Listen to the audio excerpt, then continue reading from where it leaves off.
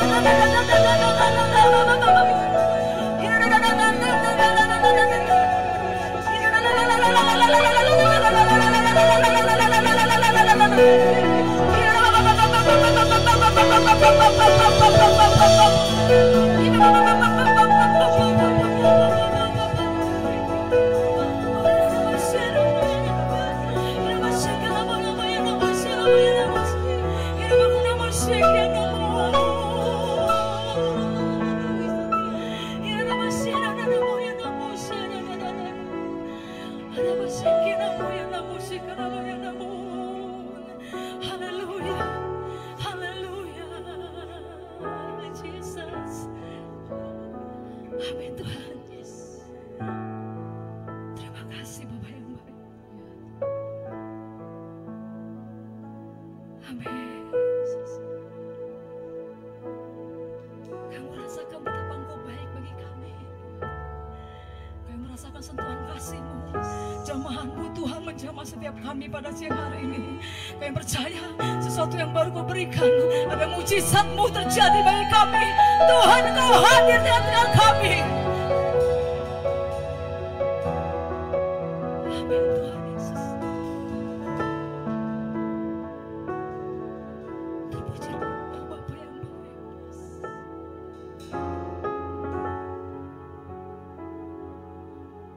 Berjemaat Tuhan, saya undang kita berbangkit berdiri. Hanya padamu Tuhan kami mau sujud bertelut Tuhan.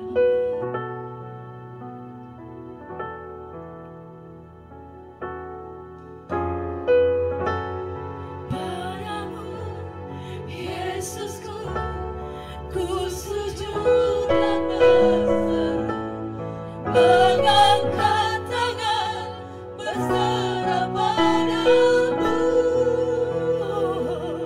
Nyatakan kehendak-Mu, bukanlah kehendakku. Ku tahu Kau selalu sertaku. Padamu Tuhan Yesus, padamu Yesusku, ku sujud dan berseru.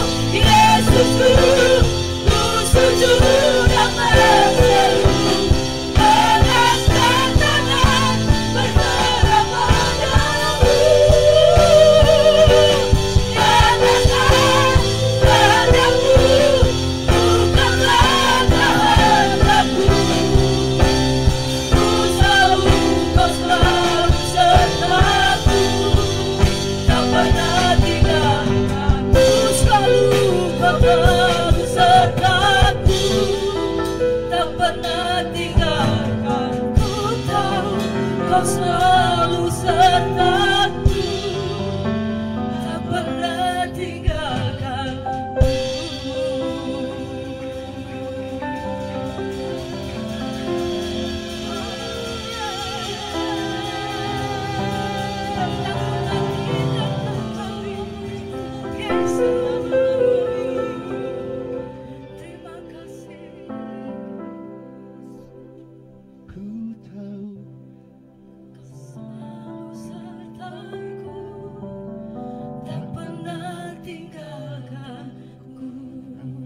Sekali lagi katakan, ku tahu, ku tahu.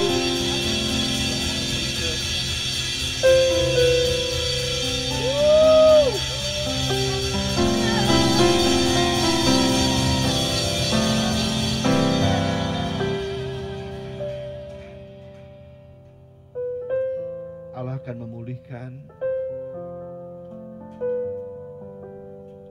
Ada beberapa orang di antara kita saat ini membutuhkan pemulihan Tuhan. Selama ibadah ini, datanglah pada Tuhan. Tuhan sudah mendengarkan doamu. Ini saatnya Tuhan memulihkan hidupmu. Haleluya. Dia hadir di sini. Rasakanlah kehadirannya. Dia tidak pernah sekalipun meninggalkan kita. He's always with us. Holy Spirit, Roh Kudus, penuhilah kami semua di sini. Jamahlah kami semua yang ada di sini. Sentuhlah masing-masing kami satu persatu di sini. Karena kami merindukan jamahan. Oh, haleluya. Yes. Yes, Lord. Hamba berdoa supaya jangan ada yang pulang dari tempat ini tanpa merasakan jamahan-Mu, Tuhan. Merasakan sentuhan kasih-Mu yang begitu luar biasa.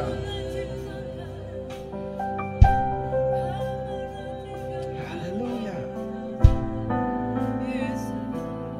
Engkau yang lembut, Engkau yang penuh sayang, Engkau yang penuh perhatian. We welcome you, Lord.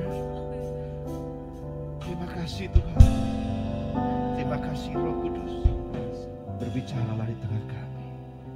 Dalam nama Yesus. Amin. Silakan duduk saudaraku semua. Shalom saudaraku. Tuhan memberkati saudara dengan hadiratnya. Dari situ saja nggak usah dari sini.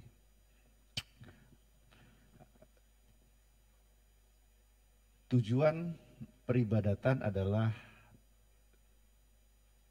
spiritual encounter, atau dalam bahasa kitanya dikatakan pertemuan roh. Peribadahan tanpa pertemuan dengan roh akan menjadi peribadatan yang kering. Saya bersyukur beberapa kali saya hadir di sini dan saya mengikuti lewat sosial media. Saya merasakan semakin hari hadirat Allah semakin kuat di antara kita. Dan saya percaya Tuhan sedang membawa masuk terus dalam hadiratnya. Oleh sebab itu saat ini saya ingin membagikan sesuatu di tengah kita, hal yang sangat sederhana yang sering kita dengarkan, dan mari kita gali bersama apa yang dikatakan firman Tuhan. Pertanyaannya, ikutin saya ya, saya nggak akan next tapi ikutin saya. Pertanyaannya adalah sebuah pilihan. Sebenarnya apakah saudara pernah dalam hidup saudara memilih yang terbaik? Pertanyaannya apa ya kira-kira? Kan gitu. Kira-kira kalau menurut saudara apa yang pernah saudara lakukan di dalam hidup saudara, ini yang terbaik yang saya pernah lakukan. Atau inilah pilihan saya yang terbaik. Ya. Mungkin beberapa saudara bilang, oh saya memilih pasangan yang terbaik. Pasangan saya itu adalah yang paling saya sukai waktu saya di SMA dan saya dapatkan. Atau pasangan saya pada saat saya kuliah, itu yang saya dapatkan. Atau mungkin saya pernah berdoa, saya ingin mendapatkan universitas yang terbaik atau SMA yang terbaik dan saya bisa masuk ke sana. Mungkin itu adalah pilihan-pilihan yang pernah kita lakukan dan itu terbaik menurut kita. Ya.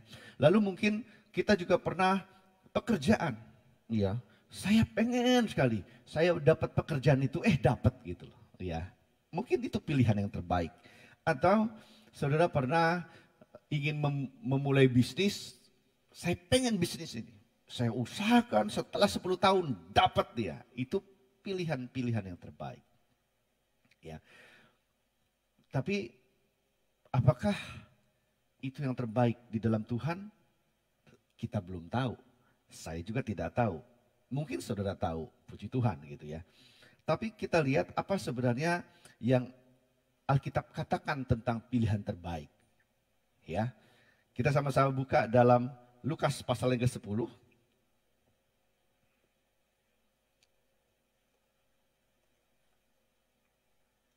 Ya.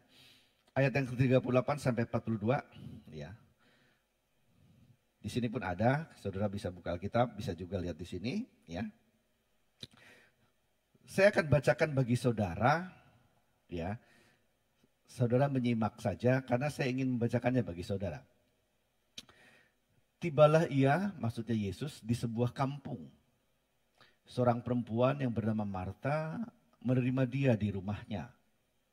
Perempuan itu mempunyai seorang saudara yang bernama Maria. Maria ini duduk dekat kaki Tuhan dan terus, ya, perhatikan itu, mendengarkan perkataannya.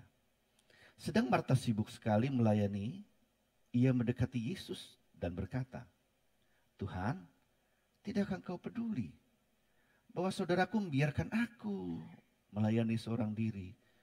Suruhlah dia membantu aku. Tetapi Tuhan menjawabnya, Marta, Marta, engkau khawatir. Sekali lagi, Marta, Marta, engkau khawatir dan menyusahkan diri dengan banyak perkara. Tetapi hanya satu saja yang perlu. Maria telah memilih bagian yang terbaik, yang tidak akan diambil daripadanya. Berbahagialah orang yang mendengarkan firman Tuhan dan melakukannya. Amin. Yang terakhir itu kata-katanya dahsyat, merinding saya. Maria telah mengambil bagian yang terbaik yang tidak akan diambil daripadanya. Katakan amin. Saudara bisa memilih apa saja dan boleh saudara bilang ini yang terbaik. Mungkin ini pasangan saya yang terbaik. Mungkin ini pekerjaan saya yang terbaik. Mungkin ini adalah sekolah saya yang terbaik. Oh mungkin ini maaf kata mobil saya yang terbaik. Mungkin ini motor saya yang terbaik. One day it will be taken from you. Itu suatu waktu akan diambil daripadamu. Katakan amin. Dan hanya satu katanya yang tidak akan diambil daripadanya, yaitu yang Maria lakukan. Amin. What Mary did, apa yang Maria lakukan, itu yang terbaik dan yang tidak akan diambil daripadanya. Oh haleluya, haleluya. Apa itu? Itu terselubung dari ayat 38 sampai 42. Yang pertama, dikatakan apa? Dia mendekati Yesus. Lalu apa? Dia duduk di kaki Yesus. Lalu apa? Dia terus mendengarkan perkataannya.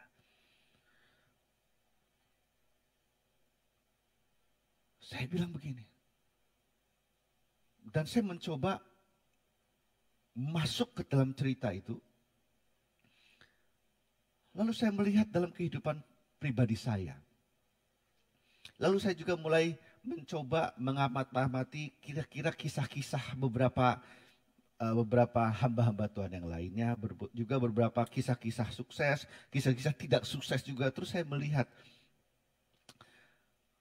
ada satu kunci di sini, yaitu tentang mendengar perkataannya secara terus-menerus. Kebanyakan kita, saya nggak mau bilang kita lah, kebanyakan saya lah, ya nanti saya bilang lo kali. Kebanyakan saya belajar dari guru saya, beberapa hal yang saya lakukan ternyata nantinya salah. Seringkali ketika saya berdebat dengan Tuhan. Saya sok tahu, saya sok pinter, saya sok jago, sok bijaksana. Karena saya pikir, saya kan punya akal budi. Tapi akal budi memang tidak salah. Tapi yang di firman Tuhan ini katakan, kamu belajar dengar Tuhan dong. Jangan dengar pengertianmu sendiri. Waduh, di saat itu kaget saya. Karena di dalam hati kita, itu ada namanya hati nurani. Di mana hati nurani ini bisa mendengar dua hal. Yang pertama, dia mendengarkan suara Tuhan. Yang kedua, dia mendengarkan suara hatinya sendiri. Yang kadang-kadang suara hati ini suka apa? Suka pengertian kita sendiri. Kalau suara dan pengertian kita sendiri ini sudah sesuai dengan firman Tuhan, enggak apa-apa. Tapi seringnya, saya nih ya, bukan saudara, mungkin saudara udah lebih baik dari saya. Seringnya saya, pengertian saya kadang-kadang terdistract oleh apa? Oleh keadaan di sekitar saya. Terdistract itu artinya teralihkan. Teralihkan oleh apa? Oleh keadaan di sekitar saya. Sebagai contoh, ketika saya lagi senang, maka apa? Maka yang saya, inilah yang benar. Ketika saya dalam tanda petik saya berhasil, berarti inilah yang benar. Belum tentu di dalam Tuhan apa yang saya bilang berhasil dengan pikiran saya, itu yang benar di hati Tuhan. Itu maksud saya. Jadi bagaimana? Makanya jangan bergantung pada pengertianmu sendiri kata Tuhan. Tapi apa? Belajarlah mendengarkan dan duduk dekat dengan kaki Tuhan. Katakan amin. Gak ada cara lain. Tidak cukup saudara hanya dengar khotbah setiap minggu. Gak cukup. Saudara harus belajar. Yang pertama, mendekat. Yang kedua apa? Duduk. Duduk artinya apa? Nggak usah sursar kalau orang Batak, nggak usah gelisah gitu, duduk aja, duduk tenang, ya. Lalu apa? Dengar dia berkata-kata. Caranya apa? Saudara baca firman Tuhan. Setelah saudara baca dengan firman Tuhan, saudara mencoba mendengarkan apa kata firman itu. Bukan hanya saudara baca saja, tetapi saudara mulai merenungkan. Lalu dengarlah dia berbicara. Itu butuh latihan. Itu butuh waktu. Mungkin saudara bilang, Bang, Pak, kira-kira berapa lama? Saya nggak tahu. Ya. Ada yang bilang, cukuplah. Pagi-pagi minimal kamu 5 menit, 10 menit. Setelah itu pergi kerja. Saya nggak mau pakai angka dan nggak mau pakai urutan itu. Saudara yang tahu sendiri. Bagaimana bisa memulai hubungan dengan Tuhan. Kalau saudara pikir saudara butuh waktu, bangunlah lebih pagi. Kalau mungkin pagi-pagi tidak bisa, luangkan waktu pada saat malam hari. Kalau misalnya malam hari pun terlalu banyak, karena begitu banyak itu, subuh, jam 1 pagi, jam 2 pagi, saudara bisa meluangkan waktu. You spend time with God. Saudara luangkan waktu dengan Tuhan. This is time spending. saudara butuh waktu. Sebagai contoh.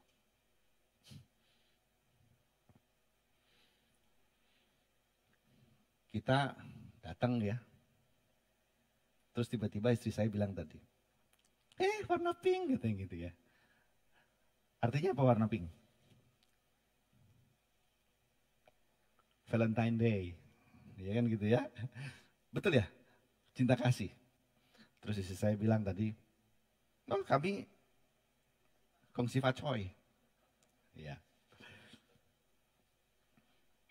Itu ucapan sepintas. Spontaneous. Ya. Terus tiba-tiba mungkin ada seseorang nanti di sini, apa kabar? Hai, oke, bye. Itu ramah gak? Ramah. Terus lebih lanjut lagi. Wah, misalnya ada kesaksian. Baik ya orang itu. Lihat perbedaan ucapannya, ya. Ini hanya bilang, oh ya. Terus ada yang kesaksian, terus tadi siapa namanya? Minar, ya Bu Minar katakan, wah saya disembuhkan Tuhan. Lalu kita mulai apa?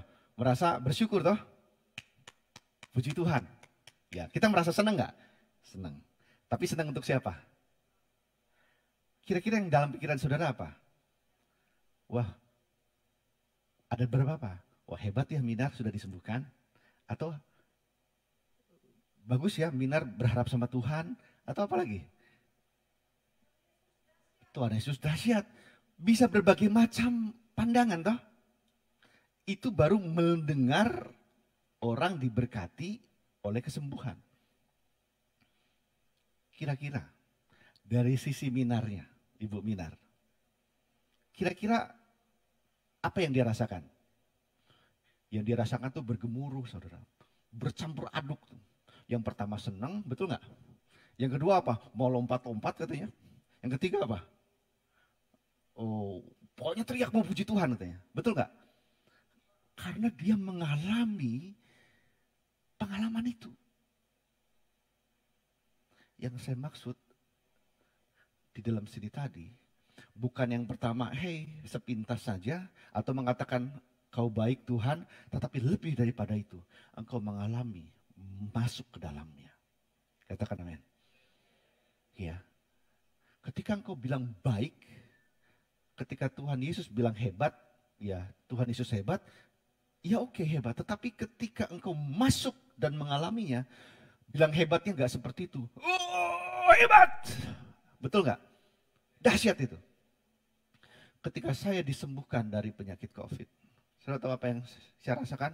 Saya tuh mau negatif, rasanya senang sekali. Kayaknya langsung gitu loh. Ya. Begitu senangnya. Ya. Karena saya mengalami. Lalu saya kasih tahu sama anak saya, Papa sembuh. Oh, baguslah katanya gitu. Ya. Seneng nggak? Kata biasanya kan kalau mamanya seneng nggak? Seneng dong. Tapi bilang seneng nggak ya seneng gitu. Tetapi berbeda ketika saya mengalaminya. Nah, yang dimaksud di sini adalah miliklah, berpengalamanlah dengan Tuhan.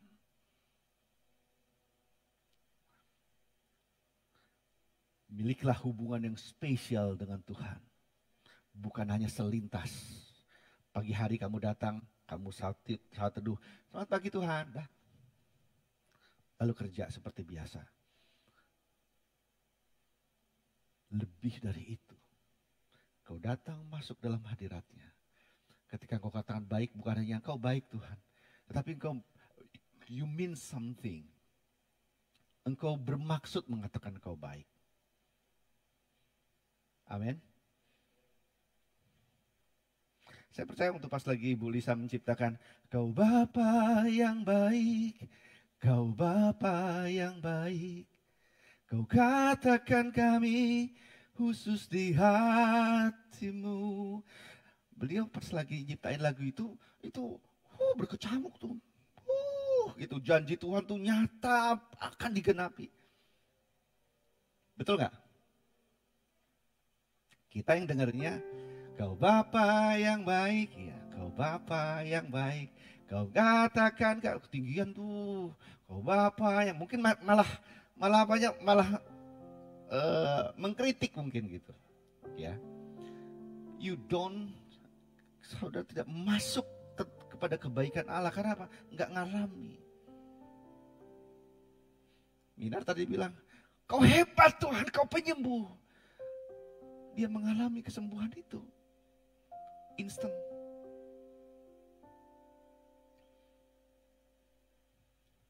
Nanti kita belajar dari Wahyu 11 betapa Tuhan tuh begitu banyak yang Tuhan miliki. Dia Allah yang besar, Dia Allah penyembuh, Dia Allah yang baik, Dia Allah yang penuh kuasa, Dia yang memerintah dahulu, sekarang, sampai selama-lamanya. Waduh, luar biasa. Saudara bisa mulai memilih apa yang kau alami. Kau bisa katakan dan datang pada Tuhan. Mintalah pemulihan dari Tuhan. Amin. Saudara mau yang terbaik saudara mau mulai memilih yang terbaik? Pilihlah berhubungan dengan Tuhan. Katakan sekali lagi, hubungan. Katakan hubungan. Sekali lagi katakan hubungan. Hubungan dengan Tuhan. Itulah yang terbaik, yang tidak akan pernah diambil daripadamu. Haleluya. Itu yang terbaik yang tidak akan pernah diambil daripadamu. Bahkan sampai nanti kepada kekekalan. Apa yang kita miliki ini akan musnah, fading. Dia akan merosot nilainya. Tetapi hubungan dengan Tuhan, dia akan semakin baik. Hubungan saya dengan istri saya, makin tahun ke tahun makin baik. Cinta saya kepada istri saya semakin kuat. Jauh ketika saya pertama kali bertemu. Kalau bertemu saya masih malu-malu. Di Singapura saya ketemu, hai gitu. Masih malu-malu. Sekarang aku bilang, aku nggak ragu-ragu bilang, cantik kamu. Pilihan warnanya pas. Tadi saya bilang, nggak ada yang secantik istri saya. Oh ya, saya bersungguh-sungguh saudara. Karena saya sudah merasakan cintanya luar biasa sama saya. Dahsyat. Jempol. 4 jempol ya. Benar. Saya nggak pura-pura. Dan saya pernah bilang, Ma, aku sangat sayang sama dia. Ya. Karena saya mengalami. Berapa perkara-perkara yang akhirnya membuat saya semakin mengasihi dia. Dan saya yakin juga, saya pun semakin mengasihimu Tuhan. Karena Tuhan mulai memulihkan hubungan dengan saya. Hubungan Tuhan itu banyak saudara. Yang pertama hubungan keadilan. Yang kedua tadi hubungan kebaikan. Yang ketiga hubungan tentang kekekalan. Tuhan akan pulihkan satu persatu di antara kita. Saya yakin sekali. Tuhan juga akan memulihkan hubungan dengan saudara. Tapi apakah saudara mau mulai memilih itu? Menjadi pilihan saudara setiap hari. Ada satu contoh dalam Alkitab. Dari Wahyu pasal yang ke-11. Karena saya seorang penyembah, saya akan banyak bicara tentang penyembahan. Di sini ada Wahyu 11 ayat 15 sampai 19. Saya baca buat saudara. Lalu malaikat yang ke-7, ini judulnya adalah para tua-tua menyembah, ya, memuji Tuhan, menaikkan puji. Lalu malaikat yang ke-7 meniup sangkakalanya dan terdengarlah suara-suara nyaring di dalam surga, katanya, pemerintahan atas dunia dipegang oleh Tuhan kita dan Dia yang diurapinya, dan Ia akan memerintah sebagai raja sampai selama-lamanya. Dan ke-24 tua-tua yang duduk di hadapan Allah yang di atas tahta itu tersungkur dan menyembah Allah sambil berkata, kami mengucap syukur kepadamu ya Tuhan, Allah yang maha kuasa, yang ada dan yang sudah ada, Karena engkau telah memegang kuasamu yang besar dan telah mulai memerintah sebagai raja. Dan semua bangsa telah marah, tetapi amarahmu telah datang. Dan saat bagi orang-orang mati untuk dihakimi dan untuk memberi upah kepada hamba-hambamu, nabi-nabi dan orang-orang kudus, dan kepada mereka yang takut akan namamu, kepada orang-orang kecil dan orang-orang besar, dan untuk membinasakan barang siapa yang membinasakan bumi. Maka terbukalah bait suci Allah yang di surga, dan kelihatanlah tabut perjanjiannya di dalam bait suci itu, dan terjadilah kilat dan deru guru dan gempa bumi dan hujan es lebat. Waduh, saya kemarin ngajak istri saya untuk melihat nats ini, lalu kita sama-sama melihat ayat 19 itu seperti apa sih. Nanti kita akan sama-sama masuk ya. Tadi udah disiapin videonya, tolong ya, supaya soundnya juga masuk ya. Oke. Yang pertama saya mau sampaikan, yang pertama gini. Lihat, dan ke-24 tua-tua yang duduk di hadapan Allah, yang pertama tersungkur, dan yang kedua menyembah. Dalam bahasa aslinya dibilang tersungkur itu pito, lalu menyembah Allahnya itu proskuneo. Pito itu begini, dia tuh kayak begini. Itu namanya. Ya, jadi ketika dia melihat sesuatu yang luar extraordinary, itu namanya tersungkur. Ya, dalam bahasa itu dia bilang peto. Ya, itu jarang terungkap kecuali hubungannya dengan raja. Ya, nah, sikap itu yang dilakukan oleh tua-tua. Saya nggak tahu kenapa dia bilang, kenapa harus tua-tua, kenapa nggak yang lainnya? Yang lainnya juga melakukan itu, karena dia bilang dari sorga akan terdengar bunyian yang nyaring-nyaring, artinya ada itu. Yang pertama Tuhan ingin ajarkan gini, ini untuk para senior-senior nih. Ya, karena sering sekali senior-senior kadang-kadang tidak memberikan contoh kepada jemaatnya dalam hal memuji dan menyembah Tuhan. Tapi nggak di sini semua kasih contoh. Ya. Kalau saudara gembala wilayah, seharusnya saudara memuji dan menyembah Tuhan itu lebih khusyuk, lebih ekspresif daripada yang lain yang saudara pimpin. Karena para tua-tua ini dia ngasih contoh, sehingga apa yang lainnya akan mengikuti para tua-tua itu. Ya, jangan harapkan jemaat akan sujud menyembah ketika para senior dan para hamba-hamba Tuhan, para tua-tua dia tidak bersujud. Kau harus memberikan contoh. Para gembala-gembala wilayah, kalau saudara mau di dalam jemaatmu di wilayah itu menyembah Tuhan dengan sesungguh hati, engkau harus mulai dengan dirimu sendiri. Kau harus mengasih contoh bagi jemaatmu, katakan amin.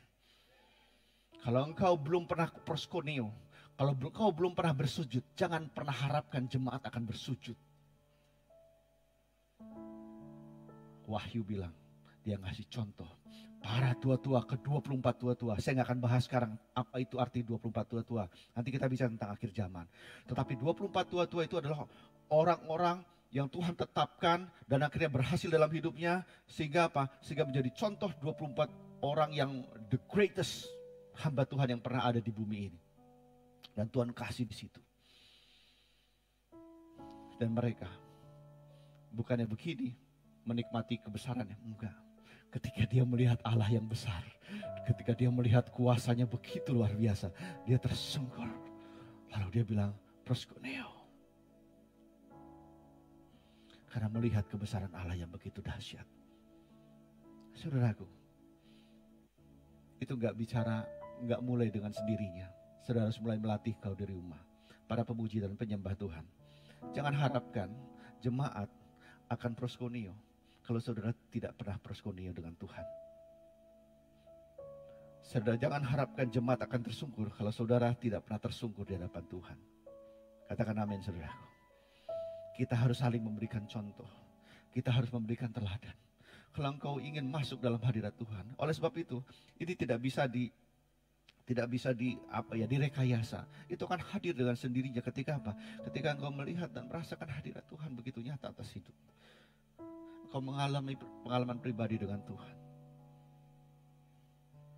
Dan kau memutuskan memilih yang terbaik dalam hidupmu.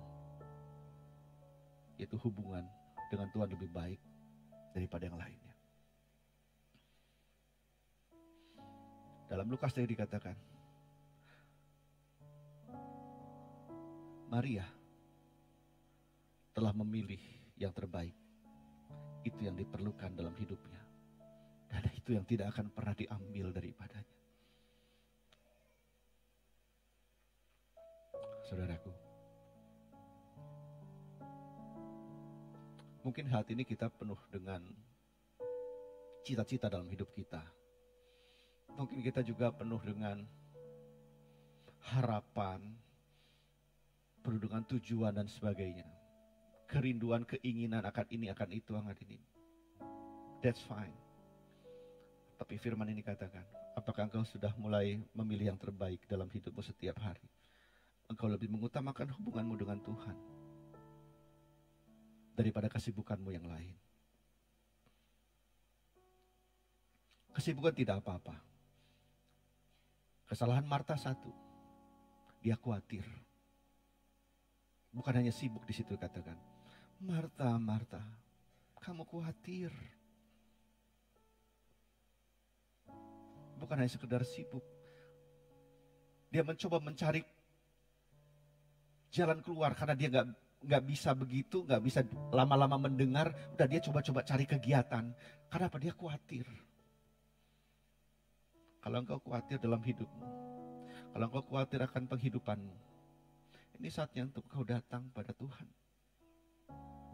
Kalau kau khawatir akan pekerjaanmu, kau khawatir akan anak-anakmu, kau khawatir akan orang tuamu, kau khawatir akan finansialmu, kau khawatir akan apapun juga, kau datang pada Tuhan hari ini. Ini saatnya.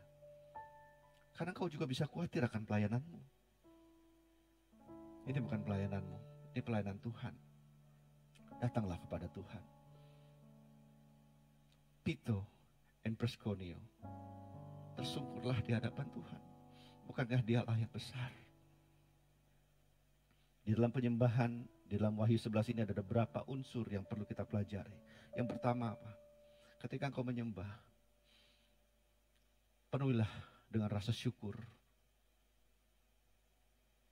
Yang kedua, pengakuan tentang kuasa Allah. Bahwa Dia adalah Allah yang besar, bahwa Dia adalah Allah yang kekal, Dia adalah Allah yang adil. Dan pemerintahan surga itu adalah sebuah, bahwa Allah telah memerintah dari dulu, sekarang, dan sampai selama-lamanya. Akui itu. Dan ini yang penting, saudara. Saudara harus belajar nunggu. Nunggu sampai Tuhan menunjukkan dan menyatakan dirinya dalam hubungan itu. Amin, saudara. Amin. Jangan setelah doa selesai belum ada apa-apa, amin gitu. Saudara kehilangan kesempatan, sayang saudaraku. Sayang sekali. Nah, kita akan belajar sedikit tentang yang ayat terakhir dalam Wahyu 11. Tolong coba diitukan. Di play videonya. Di menit-menit ke-5 gitu ya, agak-agak dimajuin dikit ya.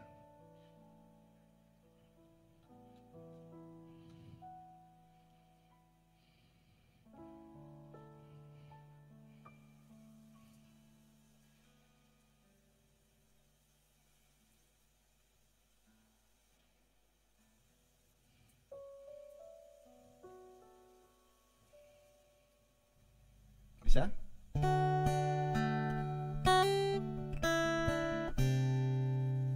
Lama coba.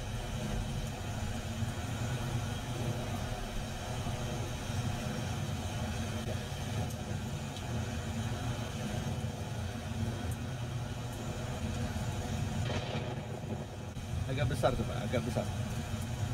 Bassnya agak dibesar.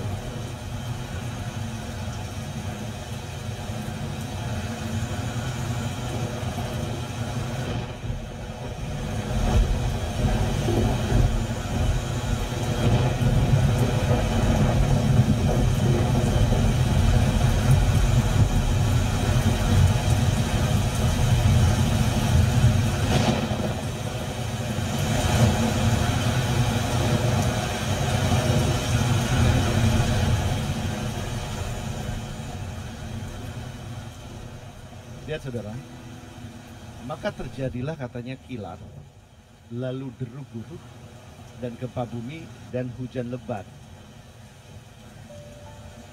Ketika saya merenungkan ini di hadapan Tuhan, saya bilang, Tuhan, apa yang kau maksudkan dengan keadaan ini? Karena ini kejadian yang ada di sorga. Karena dikatakan di ayat yang awalnya, terdengar suara nyaring yang berkata, kekalah Tuhan, Tuhan yang berkuasa, pemerintahanmu kekal sampai selama-lamanya. Lalu para tua-tua itu dia proskuneo. Setelah itu guru-guru ada, kilat ada. Lalu akhirnya Tuhan bicara. Ketika Tuhan berbicara, bisa saja dia menyuruh apa yang ada ini untuk berbicara. Kilat berbicara tentang kebesaran Tuhan. Deru-guru bicara tentang kedahsyatan Tuhan. Karena Allah adalah hebat.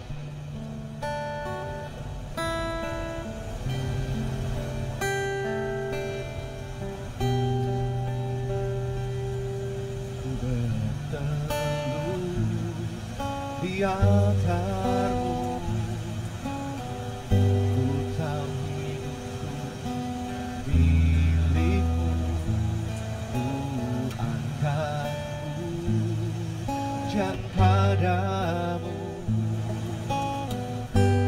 kami menyembahmu. Yuk kita sama-sama nyanyikan lagu ini.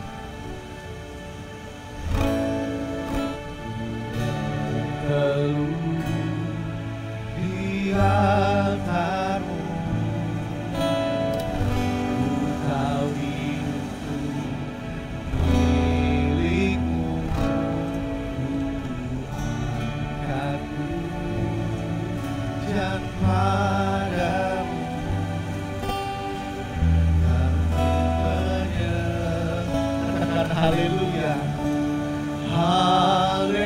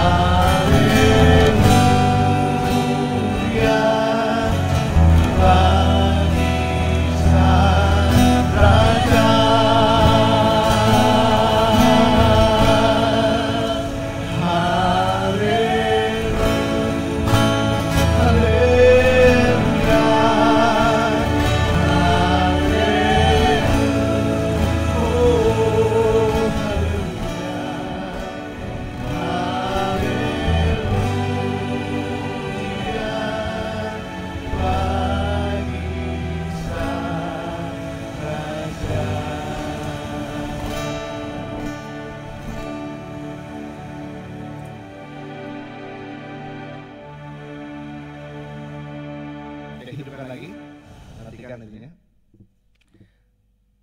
Kemarin ketika saya menyembah, saya merasakan hal yang mirip sekali dengan saat ini. Menikmati suara gemuruh, kayak nikmat juga gitu. Ya.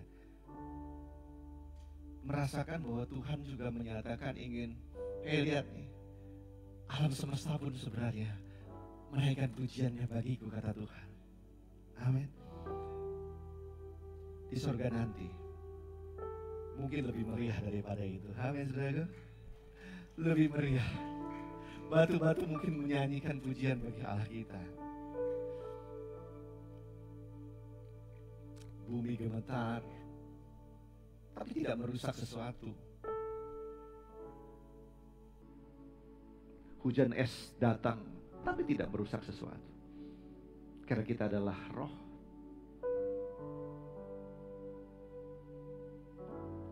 Saudaraku, belajarlah, mari kita bersama-sama memilih yang terbaik dalam hidup kita. mulai membina hubungan dengan Tuhan setiap hari. Yang tidak akan pernah diambil daripada kita. Emas, perak, apa yang ada di bumi ini yang kita miliki saat ini, suatu waktu akan faded, akan hilang. Saya tidak mengatakan bahwa itu tidak penting. Saudara silakan bekerja, gak apa-apa. Tapi jangan buat pekerjaan itu menjadi utama dalam hidupmu. Amin. Milikilah hubungan dengan Tuhan. Amin, saudaraku. Kita sama-sama ya nyanyi. Jadi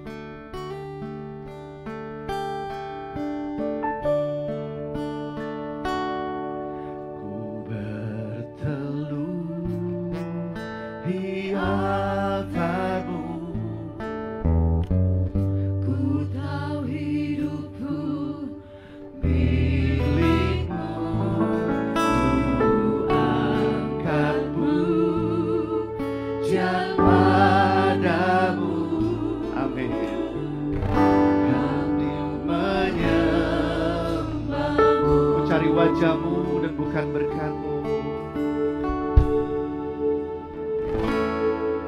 Cari wajahmu bukan berkatmu. Beri pujian yang tertinggi lebih dari segalanya.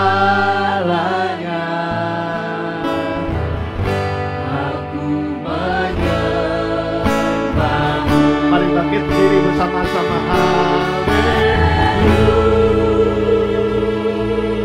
Haleluya, haleluya, haleluya, bagi Sang Raja.